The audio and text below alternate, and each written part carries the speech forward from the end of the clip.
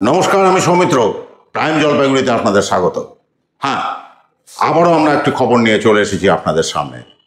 কোথাকার খবর? শিলিগুড়ি 34 নম্বর ওয়ার্ডের। শিলিগুড়ি 34 নম্বর ওয়ার্ডে মান্তু সিং নামে এক মহিলা থাকেন। হ্যাঁ, মান্তু সিং। তিনি না বাড়ি থেকে বেরিয়েছিলেন কিছু কাজের জন্য। তারপর যখন কাজ শেষ করে সে বাড়িতে ঢোকে, দেখে তার একটি সোনার চেন খুঁজে পাচ্ছেন না। তন্ন তন্ন করে খোঁজেন বাড়ির ভেতরে, না, কোথাও নেই সেই সোনার চেন, যার ওজন 14 গ্রাম। 14 গ্রামের সেই সোনার চেন যদি উধাও হয়ে যায় বাড়ি থেকে, কি করে মাথা ঠিক থাকবে? এটাই স্বাভাবিক।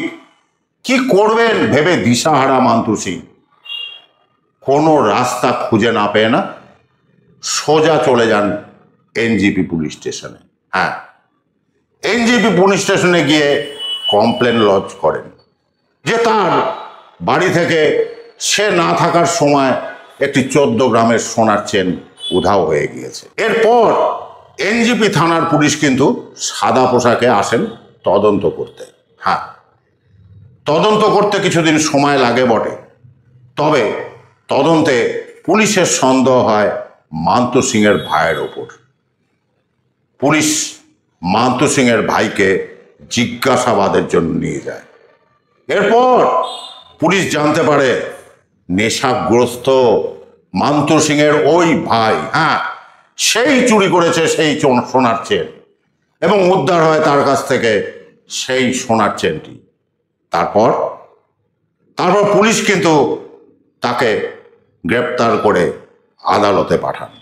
তাহলে কি আমাদের এই যুব সমাজ, যে যুব সমাজ নিজের বোনকেও ছাড়ে না, নিজের বোনের সোনার চেন চুরি করতেও তার হাত কাঁপে না একটু নেশার জন্য। নেশা এমনই একটা ভয়ঙ্কর জিনিস যে সেটা করতে গেলে নিজের বোনের সোনার চেন চুরি করেও সেটা কিনতে হবে, নেশা করতে হবে। এই অবস্থায় আজকের যুব সমাজের কিছু অংশ।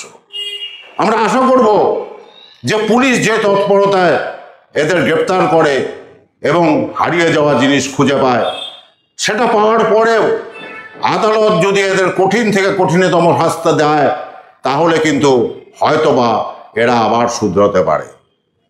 এবং সবাই চায় তার বাড়ির ভাই বোন যেই হোক না কেন, তারা যেন ঠিকঠাকভাবে বসবাস করে, ঠিকঠাকভাবে মানুষের মতন মানুষ হয়ে বাঁচতে পারে।